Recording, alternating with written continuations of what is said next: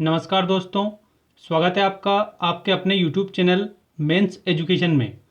कल वाले वीडियो में हमने काल किसे कहते हैं, काल के कितने भेद होते हैं और वर्तमान काल का अर्थ, परिभाषा और पहचान तथा कुछ उदाहरण देखे थे।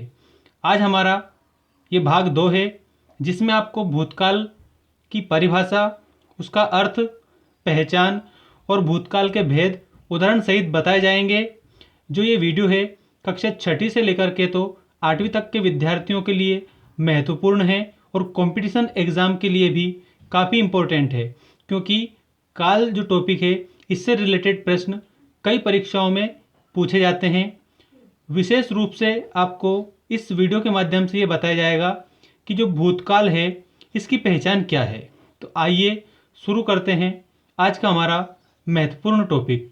साथियों, यदि आपने इसके पहले वाला वीडियो नहीं देखा है, किसी भी कारणवश मिस हो गया है, तो हमने उसकी लिंक डिस्क्रिप्शन में दे दी है, आप वहां पर भी जाकर उस वीडियो को देख सकते हैं। तो आइए स्टार्ट करते हैं भूतकाल की परिभाषा से। क्रिया के जिस रूप से उसके बीते हुए समय में होने या करने का बोध होता है उसे भूतकाल कहते हैं। दोस्तों, इसमें क्रिया के जिस रूप से उसके बीते हुए समय में होने या करने का बोध होता है उसे हम क्या कहते हैं, उसे हम भूतकाल कहते हैं, क्योंकि बीते हुए समय की बात की जा रही है, अर्थात जो बीत चुका है वो भूतकाल होता है। जैसे उदाहरण, वह विद्यालय गया था। ठीक है, तो यहाँ पर गया था, ये क्या है, भूतकाल का बोध करा रहा है, तो यहाँ पर भूतकाल होगा। भूतकाल के 6 भेद होते हैं।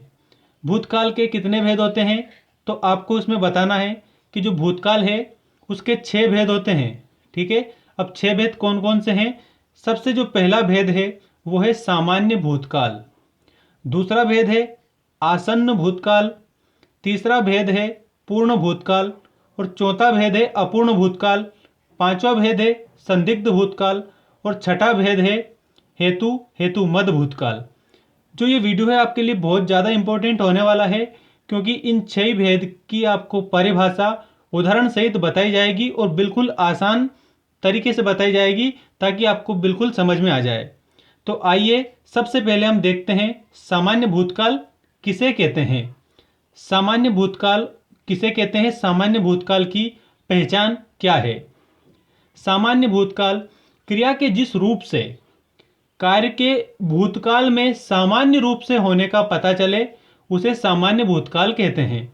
अब दोस्तों, इसमें क्रिया के जिस रूप से कार्य के भूतकाल में, अब भूतकाल में तो होता है कार्य, क्योंकि हम भूतकाल की बात कर रहे हैं, लेकिन किस रूप में होता है, सामान्य रूप में होता है। सामान्य रूप में होता है तो यहाँ पर सामान्य भूतकाल होता है। अब इसका जो उदाहरण है सामान्य भूतकाल का, आप उदाहरण देखें, वह कक्षा में प्रथम आया। ठीक है, ये क्या है, सामान्य भूतकाल है। इसके बाद में उदाहरण दूसरा देखें, मम्मी ने अनेक प्रकार की मिठाइयाँ बनाई, ये भी सामान्य भूतकाल का उदाहरण है। इसके बाद में जो दूसरा भाग है भूतकाल का, दूसरा जो भेद है या प्रकार जिसे हम कह सकते हैं, वो है आसन्न भूतकाल। सामान्य भूतकाल के बाद में आता है आसन्न भूतकाल। अब आसन्न भूतकाल का अर्थ क्या है और कुछ इसके उदाहरण देखें ताकि आपको इसमें समझ में आए कि आसन्न भूतकाल हम किसे कहते हैं और आसन्न भूतकाल को किस प्रकार से पहचाना जाता है। परिभाषा है, क्रिया के जिस रूप से कार्य के भूतकाल में अभी अभी, यहां ध्यान रखें आप, अभी अभी समाप्त होने का पता चले उसे आसन्न भूतकाल कहते हैं। क्रिया के जिस रूप से कार्य के भूतकाल में अभी अभी सामान्य रूप से समाप्त होने का पता चले उसे हम आसन्न भूतकाल कहते हैं। अब आसन्न भूतकाल की जो पहचान क्या है, अभी अभी समाप्त हुआ है। ठीक है, ऐसा अगर पता चलता है तो वहां पर आसन्न भूतकाल होता है। आसन्न भूतकाल का उदाहरण है, सुमित बाजार से आ गया है। सुमित बाजार से आ गया है मतलब कि अभी अभी आया है, इसलिए हम कह सकते हैं कि यहाँ पर आसन्न भूतकाल होगा। दूसरा उदाहरण है, मैंने अभी अमरूद खाया है। ठीक है, कब, अब इसकी जो पहचान है यहाँ पर इसमें भी अभी लिखा हुआ है। ठीक है, तो इसमें हम कह सकते हैं कि भूतकाल है, और कौन सा भूतकाल है, आसन्न भूतकाल है। मैंने अभी अमरूद खाया है। ठीक है, तो यहां पर होगा आसन्न भूतकाल। अब आसन्न भूतकाल के बाद में हम बात करेंगे पूर्ण भूतकाल की। ठीक है, पूर्ण भूतकाल किसे कहते हैं ये देखें और इसके कुछ उदाहरण भी देखें। पूर्ण भूतकाल, क्रिया के जिस रूप से ये पता चले कि कार्य भूतकाल में बहुत समय पहले ही पूर्ण हो चुका है, मतलब कि बहुत समय पहले ही पूर्ण हो चुका है, तो वहां पर पूर्ण भूतकाल होता है। आपको इसमें यह ध्यान रखना है कि क्रिया के जिस रूप से यह पता चले कि कार्य भूतकाल में बहुत समय पहले ही पूर्ण हो चुका है, उसे पूर्ण भूतकाल कहते हैं। ये इसकी परिभाषा है। अब उदाहरण देखें, श्री राम ने रावण को मारा था। अब जैसे कि ये क्या है, बहुत समय पहले की बात है। ठीक है, भूतकाल की बात है और बहुत समय पहले पूर्ण हो चुका है, मतलब कि ऐसा हो चुका है, संपन्न हो चुका है ऐसा, तो वहां पर हम पूर्ण भूतकाल है ये कह सकते हैं। पहला उदाहरण क्या है, श्री राम ने रावण को मारा था, ये भूतकाल में हुई घटना है। और दूसरा है, वह मकान राजेश ने बनवाया था। और वह मकान राजेश ने बनवाया था, ठीक है, कब बनवाया था, पहले बनवा कर राजेश चला गया। ठीक है, तो ये पूर्ण हो चुका है, तो ये क्या है, पूर्ण भूतकाल है। अब इसके बाद में आता है अपूर्ण भूतकाल। ठीक है, अपूर्ण भूतकाल का अर्थ, परिभाषा और उदाहरण देखें। अपूर्ण भूतकाल, क्रिया के जिस रूप से ये पता चले कि कार्य भूतकाल में प्रारंभ तो हो चुका है, किंतु अभी समाप्त हुआ या नहीं इसका कोई पता नहीं है। अभी समाप्त हुआ या नहीं का बोध ना हो, उसे अपूर्ण भूतकाल कहते हैं। जैसे माली फूल तोड़ रहा था, ठंडी हवा चल रही थी। अपूर्ण भूतकाल को आप समझें अच्छी तरह से।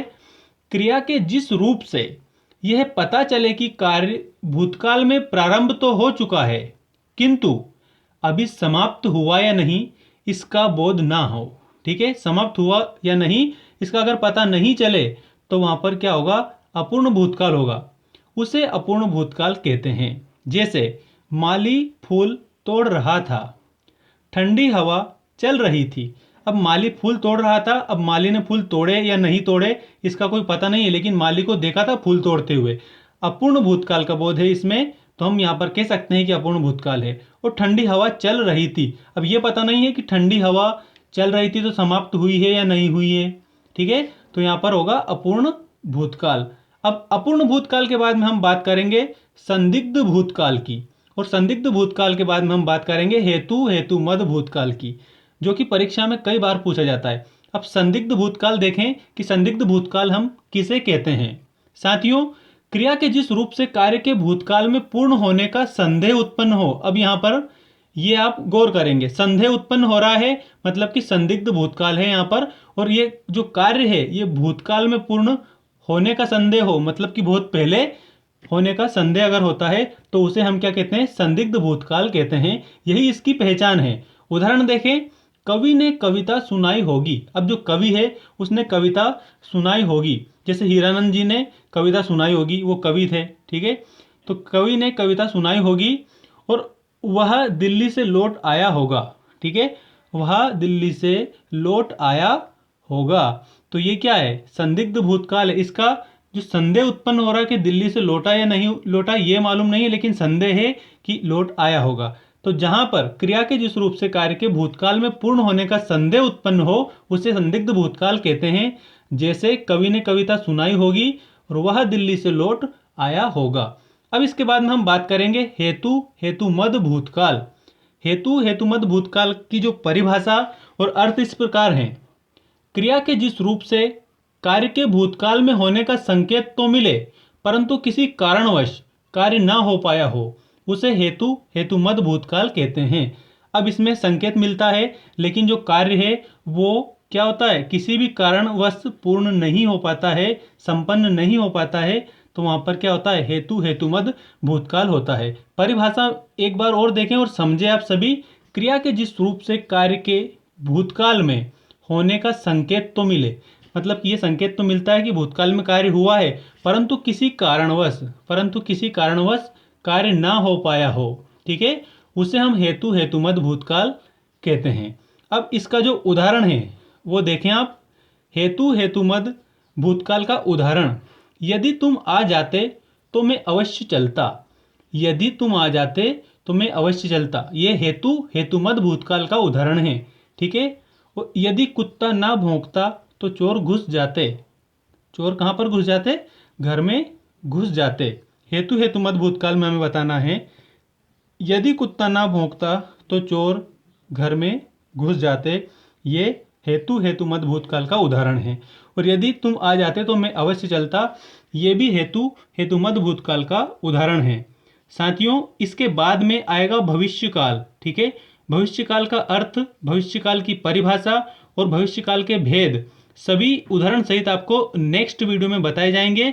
और काल नामक जो प्रकरण है इसकी प्लेलिस्ट हम अलग से बना देंगे और लिंक भी डिस्क्रिप्शन में दे देंगे, ताकि आप वहां पर भी जाकर तीनों वीडियो अच्छी तरह से देख लें और इस टॉपिक को कंप्लीट कर लें, ताकि आप विभिन्न जो परीक्षाएं होती है उसमें अच्छे अंक प्राप्त करें। मिलते हैं नेक्स्ट वीडियो में, जो कि रहेगा हमारा भविष्यकाल। धन्यवाद। जय हिंद, जय भारत।